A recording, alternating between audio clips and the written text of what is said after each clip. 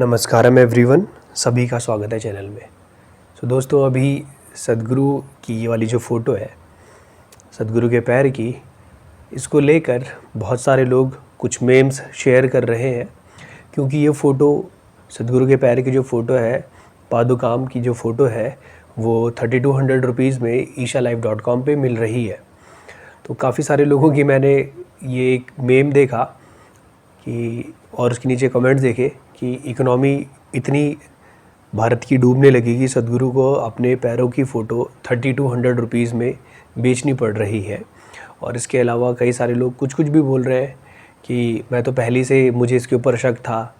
और कुछ लोग कह रहे हैं कि अब ये फ़ोटो, ये उम्मीद नहीं थी सद्गुरु से कि वो अपने पैर की फ़ोटो बेचेंगे। और इस तरीके से अनेकों लोगों के कमेंट्स मैंने देखे। और कुछ लोगों के मेरे को पर्सनली मैसेज भी आए कि भैया प्लीज़ आप इसके ऊपर एक वीडियो बनाएं। तो मैं इस चीज़ के ऊपर आपको बताऊंगा कि पैसे कमाने की अगर बात है तो उसके बारे में बात करी जाएगी। और दूसरा, जो पैर के फ़ोटो की बात करी जा रही है, इसका क्या सिग्निफिकेंस है, ये भी मैं आपके साथ शेयर करूंगा। और ये उन्हीं लोगों के लिए है जो बिल्कुल जानने के इच्छुक है। और वैसे तो दुनिया का काम जो है वो केवल कमेंट्स पे कमेंट्स पास करना है। तो ये उनका एंटरटेनमेंट है, उनका टाइम पास है कि कोई कमेंट कर सकता है, मर्जी है किसी की भी, कोई भी कुछ कर सकता है। तो अब चलते हैं वीडियो में आगे। सबसे पहले तो ये है कि जो सद्गुरु के पैर की फ़ोटो है उसको 3200 रुपीज़ में बेचा जा रहा है। यानी यहाँ से वो पैसे कमाने की कोशिश कर रहे हैं, है ना। मतलब सद्गुरु पैसे कमाने की कोशिश कर रहे हैं। जब भी हम ईशा फाउंडेशन की बात करते हैं तो डायरेक्टली टारगेट किस पे किया जाता है कि Sadhguru is a businessman. Okay, yes, he was a businessman. जब वो 25 साल के थे, उस उम्र तक उनका कंस्ट्रक्शन बिजनेस मैसूर सिटी में बहुत अच्छे लेवल पर चल रहा था, बहुत अच्छे लेवल पर चल रहा था। और उनका पेपर में नाम आने लगा था, उनके पेरेंट्स भी खुश थे। लेकिन 25 साल की उम्र में जब वो चामुंडी हिल के ऊपर जाते हैं, वहाँ पर बैठते हैं, तो उनके साथ एक एक्सपीरियंस होता है। और उस एक्सपीरियंस के बाद वो उस दिन शाम को अपने दोस्त के साथ, उनका बिज़नेस रहता है तो दोस्त के पास नहीं जाते उस दिन शाम को, ऑफिस के बाहर से बाइक लेके चले जाते हैं। आपने कई सारे लोगों की, कई सारे मॉन्क्स की कहानियाँ सुनी होंगी। जैसे श्री ओम स्वामी है, उनके बारे में शायद आपने सुना होगा कि वो मिलियनेयर थे। उन्होंने अपनी मिलियनेयर कंपनी छोड़ने के बाद वो मॉन्क बने। फिर ऐसे बहुत सारे लोग हैं कि ए monk who sold his Ferrari, कुछ इस तरीके के बहुत सारे लोगों के बारे में आपने सुना होगा कि वो बहुत ज़्यादा अमीर थे, फिर वो आके मॉन्क बन गए। ठीक है, लेकिन आप लोगों को सद्गुरु के बारे में ये चीज़ नहीं मालूम है कि उनके 5 बिजनेस थे 25 साल की उम्र तक, और वो बहुत अच्छा पैसा कमा रहे थे। लेकिन जैसे उन्हें चामुंडी हिल पर वो एक्सपीरियंस हुआ, उन्होंने सब छोड़ दिया। और उसके बाद उन्होंने जब अपनी योगा क्लासेस लेनी स्टार्ट करी थी तो उन्होंने 3 साल तक योगा क्लासेस फ्री में कंडक्ट करी थी। ध्यान रखना, योगा क्लासेस 3 साल तक फ्री में कंडक्ट करी थी। अपने पैसे, जो उनके पास सेविंग्स थी, उन पैसों की मदद से उन्होंने 3 साल तक लगातार फ्री में क्लासेस ली थी। उसके बाद उन्होंने फिर जब पैसे कब लेने स्टार्ट करे, क्योंकि जब उनका बैंक बैलेंस ख़त्म हो गया, उन्होंने अपने सर्वाइवल के लिए लोगों से पैसे नहीं लिए। जिस जगह, जिस कमरे में आप योगा सिखाओगे, उस जगह का किराया कहाँ से आएगा? कोई ऐसे लोग हैं क्या दुनिया में, या जिस शहर में मैं योगा सिखाना चाहता हूँ वहाँ पर कितने ही लोग ऐसे होंगे जो अपना स्पेस या अपनी दुकान या अपना कुछ भी मेरे को 3 या 4 दिन के लिए फ्री में योगा सिखाने के लिए दे दे। अगर मैं हट योगा टीचर होता और मुझे ऐसे लोग मिलते जो अपना स्पेस मुझे रेंट फ्री देते, तो मैं भी योगा फ्री में सिखाऊंगा। लेकिन मैं एक तो किसी शहर में योगा सिखाने जाऊं और उसके बाद लोग मुझे कहें कि आप मुझे फ्री में सिखाओ। मेरे जेब से पैसे लगाने के बाद मैं आपको योगा फ्री में क्यों सिखाऊं? क्यों? ऐसा क्या किया आपने कि मैं आपको योगा फ्री में सिखा दूं? ऐसा क्या है? और ये सवाल वो लोग नहीं पूछ रहे हैं जिनको सीखना है, सवाल कोई और पूछ रहा है, भाई तुमने ऐसा क्या है कि तुमको आकर तुम्हारे शहर में कोई योगा फ्री में सिखाएगा, या फिर तुम्हारे लिए उन्होंने एक स्पेस क्रिएट किया और तुम आओ और आगे योगा सीख कर जाओ। ऐसा नहीं हो सकता। और जिनको लगता है कि सद्गुरु बिजनेसमैन है, योगा के पैसे ले रहे हैं, सब कुछ कर रहे हैं, ऑब्वियस सी बात है कि अगर आपको आश्रम को चलाना है तो वहाँ के लिए पैसे कमाने का सोर्स तो होना चाहिए। उस आश्रम में 7 महीने साधना पदा का कोर्स होता है। 7 महीने साधना पदा में अनेकों लोग, 700 या 800 लोग साधना पदा में फ्रीली रहते हैं। 7 महीने का ये ड्यूरेशन होता है, जिसमें बहुत सारे लोग विदेशों से भी आते हैं भारतवर्ष में और रह के जाते हैं। और अभी तो ईशा योगा सेंटर कोयम्बटूर में हो रहा था ये, अब मेरे ख्याल से अब अगले साल के बाद से ही ईशा योगा सेंटर बेंगलुरु में भी, जो सद्गुरु सन्निधि के नाम से जाना जाता है, वहाँ पर भी साधना पदा होगा। तो क्योंकि धीरे धीरे अनेकों लोग, सद्गुरु कह रहे हैं कि लास्ट टाइम पे 40 हज़ार पता नहीं कि इतने सारे लोगों ने साधना पदा के लिए अप्लाई किया था। सो जैसे जैसे लोगों तक ये चीज़ें पहुंच रही है तो लोग आना चाहते हैं, साधना पदा में पार्टिसिपेट करना चाहते हैं। मैं भी पार्टिसिपेट करना चाहता था, बट मैं नहीं कर पाया।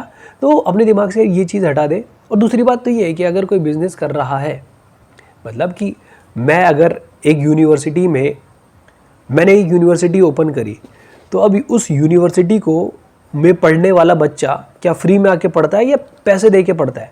फीस दे के पढ़ता है ना। तो आपकी एजुकेशन तो सबसे बड़ी चीज़ है, एजुकेशन तो फ्री में दी जानी चाहिए थी। लेकिन जब आप स्कूल में जाते हैं, स्कूल में, प्राइवेट स्कूल्स में इतना ज़्यादा पैसा मांगा जाता है, पता नहीं हर चीज़ का डबल ट्रिपल जो भी है, अनेकों बहुत सारा पैसा मांगा जा रहा है। वहाँ पर तो आपने नहीं कहा कि ये बिज़नेस चल रहा है, उसका प्रोटेस्ट नहीं किया।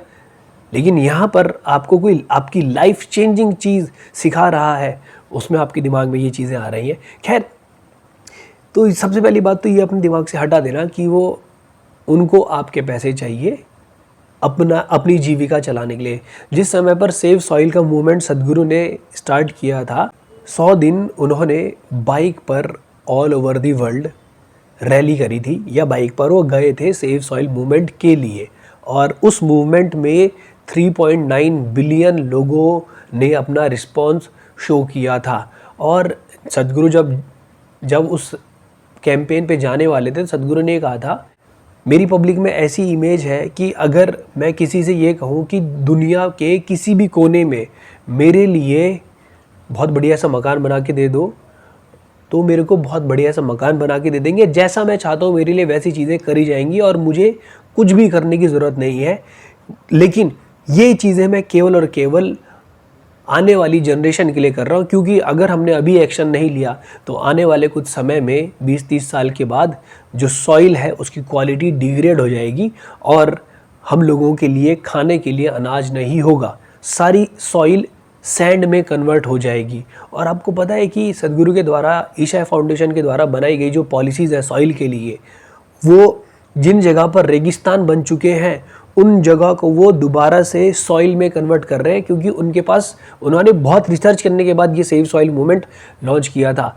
जो व्यक्ति 100 दिन लगातार बाइक चला सकता है हम लोगों के लिए, कि आपको क्या लगता है कि वो हमारे पैसों पर, या वो अय्याशी करना चाहते होंगे या अपना बैंक बैलेंस भरना चाहते होंगे? बिल्कुल भी नहीं, बिल्कुल भी नहीं। और मैं एक और चीज़ बताता हूँ, जब वो छोटे थे सद्गुरु कहते हैं कि मेरे लिए पैसा कमाना कोई बहुत बड़ी बात नहीं थी।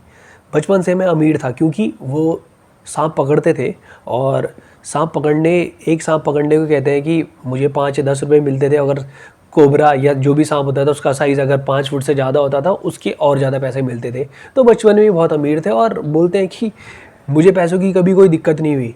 तो जो व्यक्ति बचपन से ही घर से वो 20-20, 25-25 दिन के लिए गायब हो जाते थे, जंगलों में उन्होंने अपना टाइम बिताया है, वो कहते हैं कि मेरे को बचपन में पैसों की कमी नहीं, तो इस समय पर हम क्या उनको पैसा देंगे यार? हम क्या देंगे? वो हमें अच्छे प्रोडक्ट देंगे तो हम वहाँ से प्रोडक्ट खरीदेंगे। अगर हमें अच्छे प्रोडक्ट नहीं लगे, हमें खरीदना ही नहीं है, तो हम उसके बारे में बात ही क्यों करें यार? आपको खरीदना है तो खरीदो, नहीं खरीदना है तो मत करो। इट्स सो सिंपल यार, इट्स सो सिंपल। और हाँ, एक चीज़ और मैं कहना चाहूँगा कि बहुत सारे लोग अपने सेलिब्रिटीज़ फ़ोटोज़ या वॉलपेपर ख़रीद के लेके आते होंगे और दीवार पे लगाते हैं, ठीक है। और कुछ लोग अपने फ़ोन पे ही अनेकों फिल्म स्टार्स या जिसको भी वो अपना आइडल मानते हैं, कुछ भी मानते हैं, उनके फ़ोटोज़ लगाते हैं।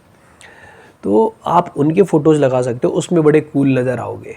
लेकिन अगर किसी ने, वो लोग आपके लिए मैटर करते होंगे, जो भी सुपरस्टार हैं, जो भी हैं, वो आपके लिए मैटर करते हैं। आपने उनकी फ़ोटोज़ लगा ली, दीवारों पे सजा दी, जो भी कर दिया।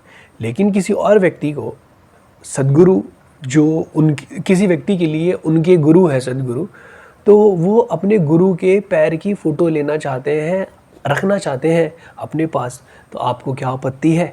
क्या आपत्ति है? अब आप ये कहोगे कि आपके दिमाग में ऐसा इसलिए आ रहा है क्योंकि आपको लगता है पैर का दर्जा कम है, है ना। सिंपल सी बात, आप इसीलिए बहुत सारे लोग इसके प्रति जो है प्रोटेस्ट कर रहे हैं या बहुत सारे निगेटिव कमेंट्स कर रहे हैं। तो मैं आपको एक चीज़ बता देना चाहता हूँ, वैसे तो इस शरीर में कोई भी पार्ट ऐसा नहीं है जो या तो नीचा हो या बहुत ऊंचा हो। हर पार्ट की अपनी वैल्यूज़ है, हर पार्ट की। और रही बात पैर की, तो भारतवर्ष में गुरु के पैरों की सबसे बड़ी महत्वता बताई गई है। पैरों की महत्वता क्यों है इसके बारे में बात कर लेते हैं, और फिर गुरु के पैर की महत्वता क्यों है उसके बारे में बात कर लेते हैं।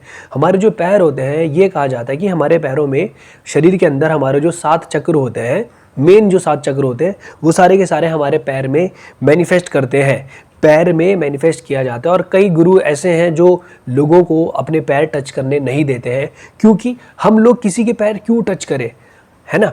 ये क्यों आया होगा भारतवर्ष में, ऐसा कल्चर क्यों रहा होगा कि हम लोगों अपने से बड़ों के पैर छूते थे और वो फिर हमें आशीर्वाद देते थे।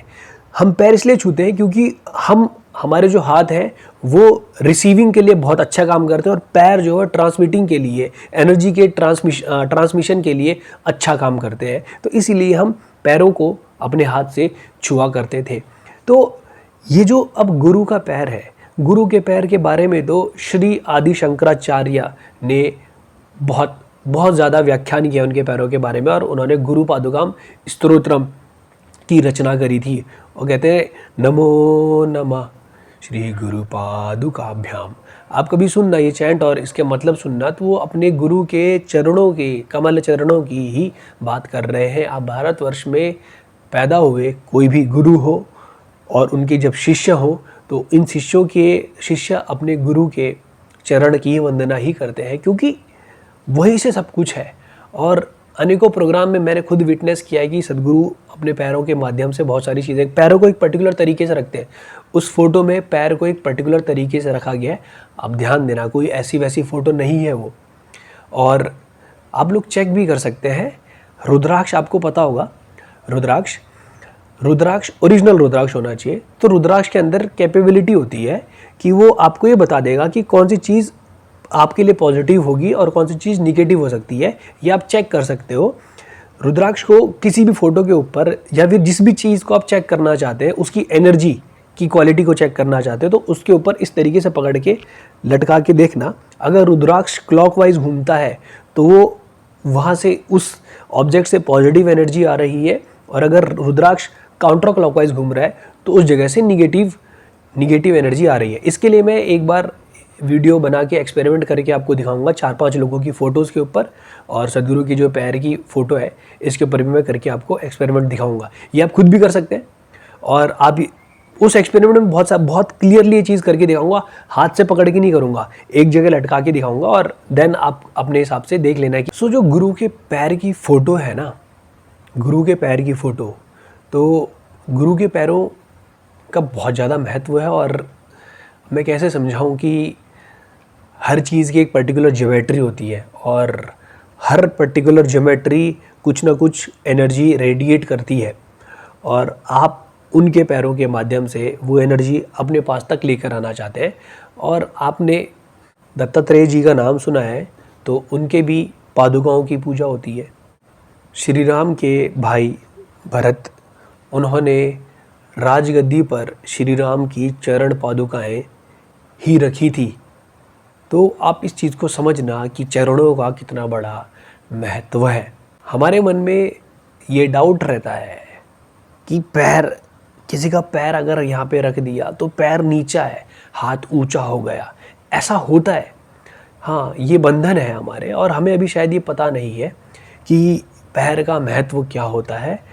और वैसे इतनी आसानी से समझ आने वाली बात भी नहीं है। अविद्या, या जिसे हम इग्नोरेंस कहते हैं, उसकी पावर ही ऐसी होती है कि चीज़ें इतनी आसानी से अगर पता लगने लगती तो बात ही क्या थी, इस दुनिया में दुख ही ना होते। ये दुनिया ही इग्नोरेंस की वजह से, अविद्या की वजह से है। लोग शरीर को मैं मान लेते हैं, हम शरीर को मैं मान लेते हैं, और एक समय के बाद ये शरीर ख़त्म हो जाता है। तो जिसको आपने मैं मान रखा था वो आप नहीं हो, ये शरीर आप नहीं हो, यही अविद्या है।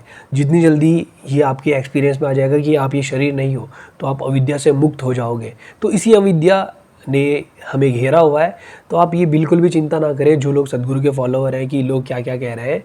मैं लिंग पुराण पढ़ रहा था तो लिंग पुराण के शुरुआत में जब सूत जी अपने शिष्यों को बताते हैं इस क्रिएशन के बारे में, तो सूत जी ये कहते हैं कि ब्रह्मा ने अविद्या रूपी संसार की रचना करी है, अविद्या रूपी संस्कार की संरचना करी है। ध्यान देना इस चीज़ को, अविद्या, हम अविद्या में ही फंसे हुए हैं और इस अविद्या से बाहर निकालने वाले हमको, या बाहर का जो रास्ता दिखाने वाले हैं, वो ही हमारे गुरु होते हैं। तो गुरु के चरण हमेशा वंदनीय हैं। और ना आपको कोई कह रहा है जाके कि सदगुरु के पैर की फ़ोटो खरीदो, ज़बरदस्ती आके आपको नहीं बेच रहे हैं। आप ही खुद गए, स्क्रीनशॉट लिया और स्टेटस अपना पेज चलाने के लिए आप कुछ मेम बना रहे हैं या कुछ कर रहे हैं, या हेट फैलाने के लिए चीज़ कर रहे हैं। वैसे तो एप्पल के फ़ोन भी 1.5 लाख 1,20,000 इस तरीके के आते हैं। हमने तो कभी प्रोटेस्ट नहीं किया, हमारा काम रियलमी से चल रहा है। तो आप ये चीज़ें, जो चीज़ आपके लिए है नहीं, आप उनके बारे में क्या कमेंट्री पास कर रहे हो यार? कोई कमेंट्री पास करने की ज़रूरत नहीं है। आपको चाहिए तो ख़रीदो, नहीं चाहिए तो मत खरीदो। It's so simple, very very simple. आप अपने घर में आज ही देख लेना कि इतनी चीज़ें आपके घर में रखी होंगी जिसकी कोई ज़रूरत नहीं है, जो कभी यूज़ नहीं हुई होंगी, लेकिन फिर भी आपने उनको ख़रीदा, फिर भी आपने उनको ख़रीद के रखा हुआ है। तो सोचना ज़रा कि आपकी क्या क्वालिटी है, आप किस स्तर का जीवन जी रहे हैं, और फिर दूसरों के ऊपर कमेंट पास कर रहे हैं।